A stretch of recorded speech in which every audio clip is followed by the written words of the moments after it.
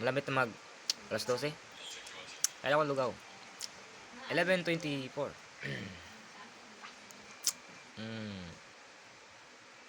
AM. Lapit na mag alas 12. Para daw, isiset ang sariling pisikal na katawan sa pag-oopera sa espiritu. Una, pisikal mong katauhan. Halimbawa, ikaw ay mag-opera sa espiritu. Isiset mo, abubuhayin mo yung pisikal na katawan. Pisikal na katawan, i-opera. Papasokin sa operating room. Pakiramdam. Operahin, pag-iisip.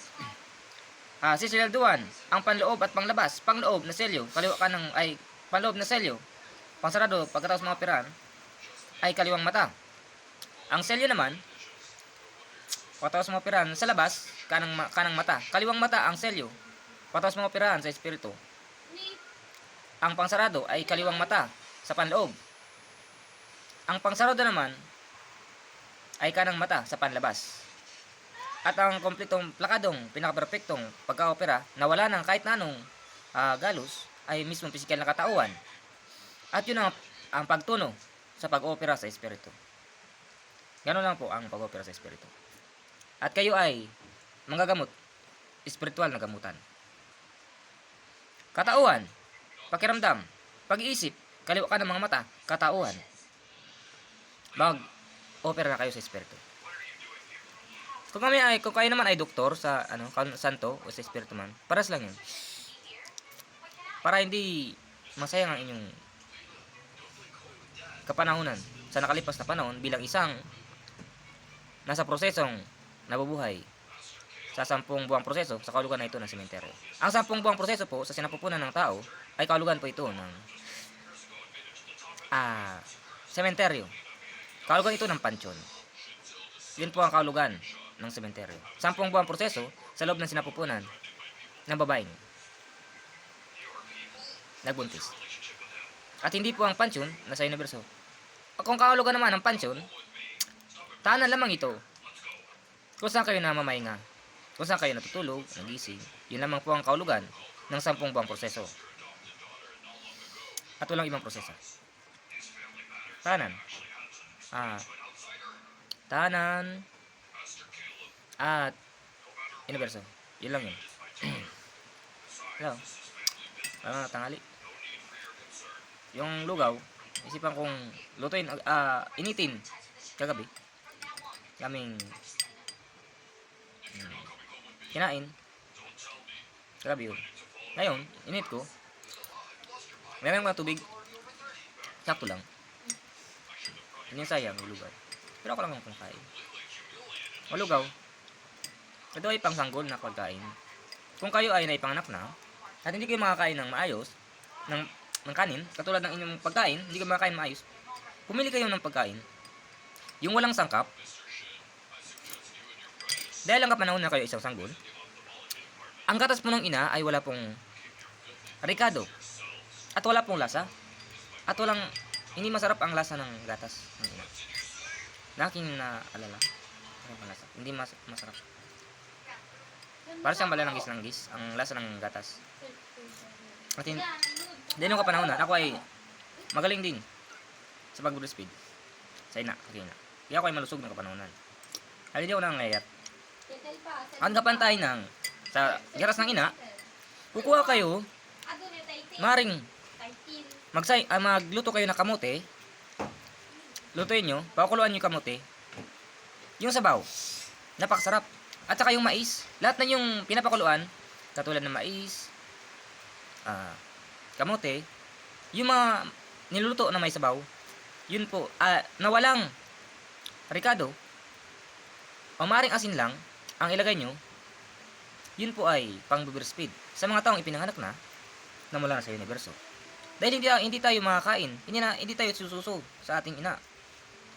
Mas maganda tayo ay kumakain yung pinakuluan natural mula sa universo, dahil yun ay bayad na sa universo ng lamang na kausli at tubig at lahat ng bago man tayo nalika ng universo. Kasabay na ng pagkalika ng ating pisikal na katauhan, ang paglikha ng universo at yung lamang na kausli, ayun ay bayad na lamang ito sa universo. At yun ay sakripisyo o sakripisya sa kahulugan ng gamutan. Yung lamang na kausli lang ang naging sakripisyo. Yung sakripisya ng kahulugan, aanin mo man, kumakamtan mo man ang buong universo, buong katawan, Universo. Kung buhay mo naman ang kapalit, lamang nakausli, ang kapalit. Nang sa ganun, yung buhay mo ay hindi mamamatay. Yung lamang nakausli lamang, na ibinahon sa lupa may tubig, kasama ni pula puting binhi, yun lamang po ang tinutukoy na kapalit. Anin mo man kung makamtan mo man ang buong universo, buo mong katauhan, ang kabuuan ng buong universo. Kung buhay mo naman ang kapalit, yung pag-iisip mo, dadaloy ito, lalabas sa iyong katauhan na siyang lamang nakausli at tubig. Yun mismo ang sakripisyo o sakripisya sa gamutan. Ang pinaka-original na mini, pag-iisip mo, universo. Nagkaroon ng dalawang paina na lalaki babae, kaliwa ka ng mga mata. At ang universo, dahil yung pag-iisip ay siya nang naging katauhan mo, ang ginagamit mo sa pagkilos, at yung kaliwa ka ng mga mata mo na pinag-isa, yun ay pakiramdam mo na. At yun na mismong pakiramdam mo, yun na mismo ang talastas ng dila ng iyong pananalita, katulad nito ng blade na aking ginagamit. Dahil unang talastas ng dila sa unang talastas ng talas ng blade sa ginagamit, ay ito'y talas ng pag-iisip. Pangalawa, talas naman ito ng katauhan. Ikapang-tatlo, ang talas naman ito ng pakiramdam, siyang talastas ng dila sa pananalita. Ang pakiramdam, ang puso ay katulad ng pisikal na katauhan. Kung kayo ay mag-uopera sa espiritu, kung puso ang inyong operan sa espiritu, gagawin yung puso ang inyong buong pisikal na katauhan. Halimbawa, puso ang katauhan ko. Ito, bibig, ugat. Dalawang bulas ng ilong. Yan ang ugat. Yan, paano mo operahan sa espiritu? Yan sa pagpapasa pinapo ng mga albularyo sa espiritu. Yan ang pag-opera. Ang sakit. Ano ang nasa loob lamang ng pisikal na katawan natin? Tayo kumakain laman. Tumingin. Yan sa espiritu. Ngayon, saan nagmula ang tao? Magmula sa espasyo, sa bunbunan. Espasyo ang bunbunan. Tunog ang big. Laman at tubig naman ang sa pusod. Ngayon, pagkatapos lumika sa espasyo, nagkaroon ng tunog ang big. Nagkaroon ng laman ang bukang bibig. Lumabas sa ating katauhan. Ngunit, mayroong isang lagusan na hindi na natin dudukutin pa sa ating pisikal na katauhan. Ang laman. Mula sa kaisipan, nalika ang tunog na siyang pakiramdam. O kaya naman, tama, espasyo. Mula sa espasyo, ito ay pag-iisip. Pagkauluhan, espasyo, pag-iisip. Nalika ang tunog, pakiramdam. Ngayon, nalika naman ang laman na nakausli at tubig. Ito ay katauhan. Yan po ay kaulugan ng reyon na ating kinagisnan. Kahit anong reyon sa inyo, hindi ako nakabase sa reyon. Hindi pa ako katulad ng taong tinatangkilik ang isang reyon at tinatalikdan ang isang reyon. Hindi po ang reyon ang pinagbabasihan. Kung kayo ay pinanganak na tao katulad ko, malaman tayo ay magkakapantay lang din naman. Ayaw ko sa tao ang masyadong ipinagmamayabang ang reyon. Yan ang kaulugan ng Oyoy Cruz. Hindi nahanap ang pinakapintuan na kayo lang din naman ang pinakapintuan at sanggado. Huwag niyong tatangkilikin ang reyon. Kung kayo ipinanganak na tao, yun ang tama. Dahil hindi tayo nagkakaintindihan dahil yung sa reyon. Ngayon, ano man ang mapapala natin sa Diyos at demonyo? Kung ang sarili natin ang tinilikda natin, ano sabi doon sa kasulatan? Hindi maaring sumampalataya sa labang ng Diyos. Dapat isa lang.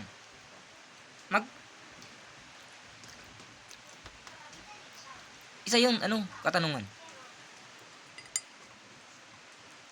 Sa pag-asawa yun.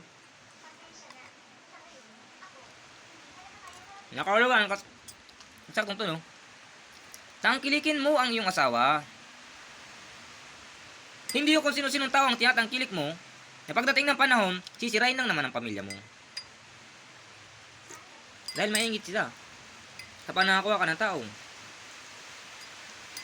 alam nila kung ano ang katotohanan. Kapag nainggit sila, ikaw ay gamitin at sisirain na yung mga kan. Ngayon, pag sira na, ano ang magagawa mo kung sira na? Kayo mo kayang mababalik? Ang pamilya mo sinira? Hindi mo na kaya maibabalik. Ano mo katotohanan? Na hindi riyon ang kaya kayong iligtas. At hindi riyon ang kaya kayong maging matuwid na niya lang. Dahil ang riyon ang sumira. Sangkan. Kakasamba-samba nyo sa kahulugan ng Diyos, Demonyo. Yung totoong tao, pinapatay na. Dahil nagturo ng katuruan at ng gamot na hindi naningil ng bayad. Si Santo Espiritong kasaysayan. Anong ginawit? Sila na mismo mga tinulungan, sila mismo ang pumatay. Na hindi na kontento, dahil habang nagtuturo ang Diyos Santo Espiritu, sila naman ay patuloy sa paggawa ng masama.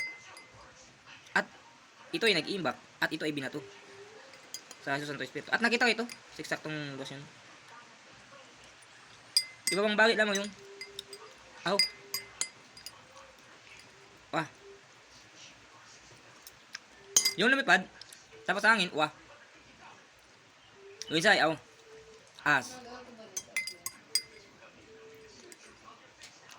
Ano ba pala mo sa iyong Diyos na hindi mo nakalagan, hindi mo nasagutan? Kung wala kayong sagot sa isang Espiritu, wala kayong kapangyarihan at wala rin kayong kakayaan.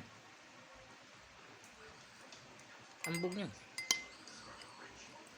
Kailangan nyo makalagan muna ang Isus Santo Espiritu sa pagkakapako, dahil ang katanungang nariyan sa biblikal na kasultan ay napakalaking katanungan na walang nakasagot ni isang kusing. Kaya nyo kayang sagutan ang aking katanungan? Hindi nyo masasagutan kahit kailan, kahit hindi kayo makakapag-inaku-akuan. Dahil hindi nyo ako kilala kung sino ako. Pangalan lang ng aking ama na ibinigay ang alam nyo. Pero sa kasaysayan ko, bago pa man ako maging tao, wala kayong alam ni isang kusing. Ang alam nyo lang ay lumaki ako sa hirap. Pangalan ng aking ama, hindi ko yan tinatanggap. Hindi naman ako kayang tanggapin ang aking ama.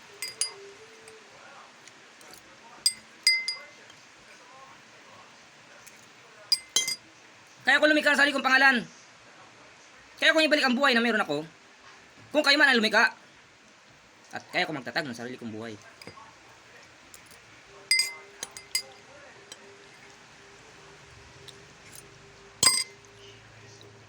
Ilang taon kayo nag-alaga? Inalagaan niyo ako, kinalinga. Ngunit pinaripan niyo naman ako ng gusto. Hindi ko natupad ang gusto ko. Dahil sa inyong kagawan, ibinabagsak niyo ako ng tuluyan. Habang ibang tao ay inyong inaangat. Tanginan niyo. Kahit pa kayo ang magulang, hindi ko kaya sasampalatayaan bilang sa magulang. Ano nga papala ko? Isa naman akong ipinanganak na walang kalayaan. Lahat na nagkaroon ng anak ng kapanahunan ay isang kasangkapang material lamang ang anak.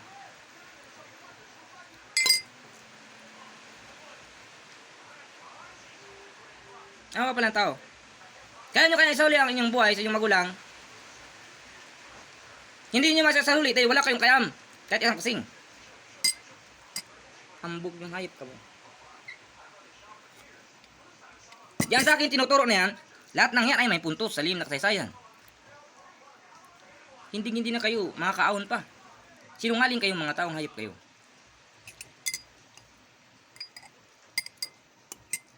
Habang tumanda ka ng tumanda, ikaw ay nalibing na sa hukay. Habang patuloy ka sa pananalangin hayop ka, patuloy ka sa paglibing, paghukay ng iyong hukay, at hindi ka naaahon pa. At ang iyong bunga kang kasama kung matanda ka ng hayop ka. Pakala mo, pagkakatiwalang kita ng kakayahan ko, sa pamagitan ng katuruan ko, hindi ako nagtitiwala sa tao. Dahil walang nagtiwala sa akin ng isang kusing. Wala akong pinagkakatiwalaan ni isang kusing. Kahit anong gawin nyo, galugadin nyo man, o pag-aralan na aking pinag-aralan, hindi nyo matututunan. Tangi uwa lamang aking itinuro. At yun ay hindi pinaniniwalaan. Dahil yun ang katuruan ng pagtanggi. Hindi nyo matututunan. At hindi nyo rin madadakot. Dahil yan ay nasa 00 degree ng katuruan. At yan ang pinakakasagutan sa testamento. Magtira kayo, manukmutan.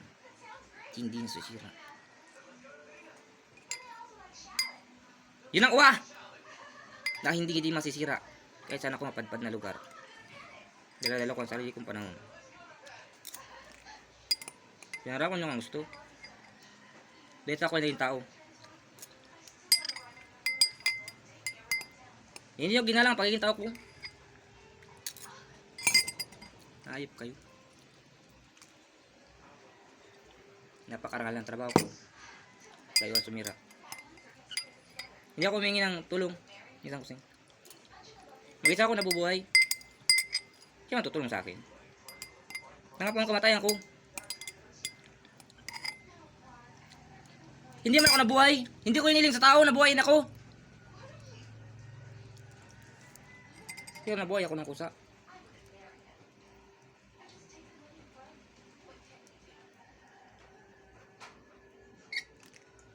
Ngayon kaya mo kayang ibalik ang buhay ko? Yan yung sinira. Tangina nyo. Ano kaya nga pumamatay ng tao? Subukan mong tumat ang alta presyon ko. Papatayin kita, hayop ka. Napakasimple lang naman. Hindi niyo ako makikita kung saan ako nabuhay. Kung saan ako muling ipinanganak.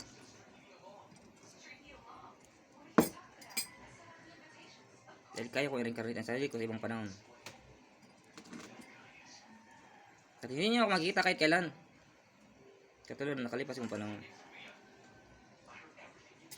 Narasan ko rin maging mayaman. Wait, naalala ko, nakalipas yung panahon. Bundok lamang aking naalala.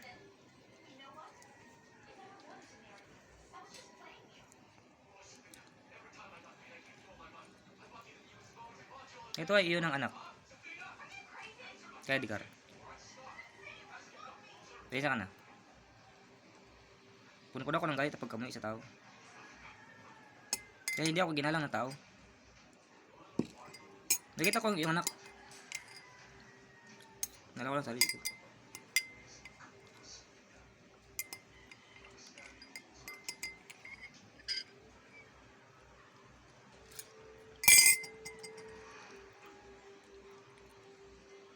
Napaglagi ng panahon. Ang mga anak ko ay pinanganak ay magising man lang sa katotohanan. Dahil hindi nabuhay ang tao para mabuhay. Nabuhay ang tao para lamang sa lupang tinatapakan. Halamang mamatay. Dahil walang nagtuturo ng tamang katuruan. Bagamat may turo ko na sa inyo ang tamang katuruan, hindi naman yung sasang-ayon sa inyo kung hindi kayo malinis na nilang. Kailangan nyo maging malinis na nilang para sumang-ayon ang aking katuruan. Kailangan nyo maging disiplinado katulad ko, na hindi naghahangad ng yaman o kagandahan o kagwapuan. Hindi naghahangad ng tao. Na nakakontento sa kung ano ang pag-iisip ng isang tao. Natututo ng kusa sa kagustuhang mabuhay. Ngunit ang kagustuhang pambuhay ay kagustuhan din mamatay. Ang kagustuhan mo mabuhay, pipiliin mo lamang ang isang bindi na iyong kagustuhan para ikaw ay mabuhay ng matagal. Tatalikdan mo ang lahat ng bagay habang isang espasyo lang ang meron.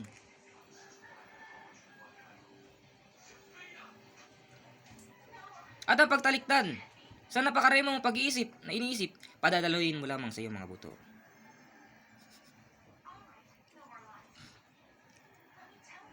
At kasunod, sa dami yung pakiramdam, padalaluin mo lamang sa yung mga ugat.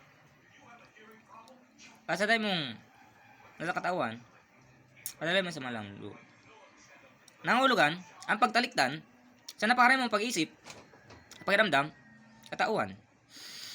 Pagpapadaloy lamang ito ng kaisipan sa mga buto, ng pakiramdam sa mga ugat, ng katawan sa mga laman loob, pagselyo, nasang hindi mananakaw kahit kailan. Ito ay mga balbon, mga buhok, kilay, pilik mata, mga kuko, sa mga daliri ng kamay at paa. Ngayon, ang ngipin, hindi naman problema kung wala kang ngipin. Nung may panganak ng isang sanggol, wala namang ngipin. Diyos ko. Oh, yung lamang nakasli, Binago na ang struktura. Espasyo sa bunbunan, pag-iisip. Tunog at tunog, tubok ang bibig, pakiramdam. Lamang na kausli at tubig, katauhan. Yung pula puting bini, nalalagdag. Yung laman na tubig, yun na yun mismo yung original. Oh, espasyo. Pag-iisip. Yung espasyo sa bunbunan, hello, pag-iisip. Sa loob ng ulo. Yung tunog at tunog sa bukang bibig, pakiramdam. May pintig, buhay ang tao. Yung lamang na kausli at tubig, katauhan. Malakas ang tao. Bakit?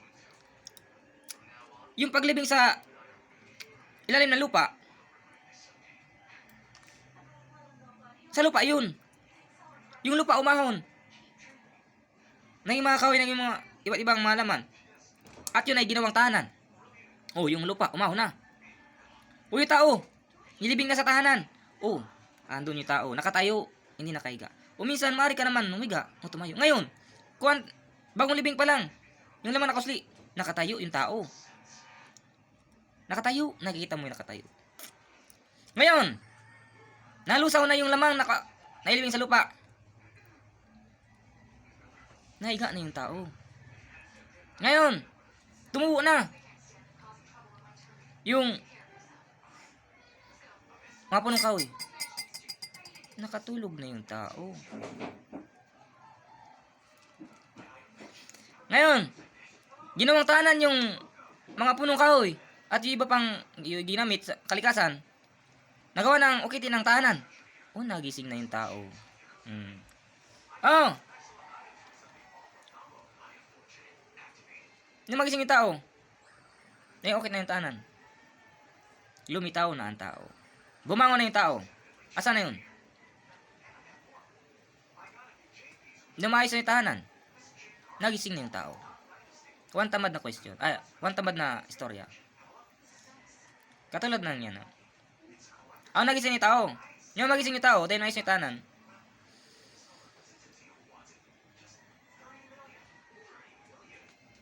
Bumalik ang pananariwa ng tao. Nung magising yung tao, bumalik ang pananariwa ng tao. Yun na mismo yung pagtayo uli ng tao. Ngayon, nagising na ang tao. Nung magising ang tao, nanariwa ang tao. Katulad ng sanggol. Nakatayo na yung tao. Yun ang testamento ng bruho. Pag nagising kayo, mananariwa kayo. Kapag natulog ang bruho, ito ay nasa proseso. Pwede ko ha? Huwag na. Hindi ako nakusog. Yun lang. Nakakompleto yung tahanan. Nagising na yung tao. Nakakompleto yung tahanan. Nagising na yung tao. Ngayon, nailagay na lahat ng mga gamit sa tahanan. Naisaayos na.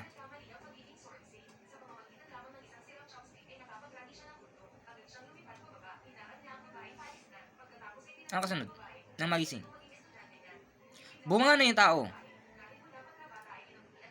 Nang bumangon, tumayo na yung tao. Nang tumayo yung tao, bumalik ang pananariwa. Ang pananariwa, 1 years old.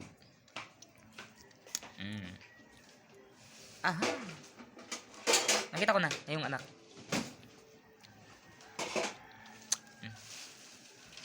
Kalo ko ito ng paghanap sa Luxembourg. Dahil sila ay kumakanta, mahanap ko lamang sila sa panahon na sila ay kumakanta pa. Dahil yun ang kaulugan ng Luxembourg. Paghanap sa Luxembourg, doon sa kapanahon yun ng uwa. Yun ang paghanap sa Luxembourg. At hindi mahanap ang Luxembourg kapag hindi na uwa. Ang mahanap nyo na lamang ay San Miguel. Ang paghanap sa Luxembourg, ito ay uwa. Ang paghanap naman sa San Miguel, ito ay ama. Ang paghanap naman sa Jesus, ito ay mama. Para mahanap nyo ang Luzbel, ito ay uwa. Para mahanap nyo ang San Miguel, ay ito ay ama. Para mahanap nyo naman ang Jesus, ito ay mama. Paghanap sa Luzbel, uwa. Paghanap sa San Miguel, ama. Paghanap sa Jesus, mama. Sana all, naintindihan. Ito ay kung ano lamang ang makarating na sabagay sa pag-iisip. Katulad yan. Yan ay lunas. Kuha para sa Luzbel.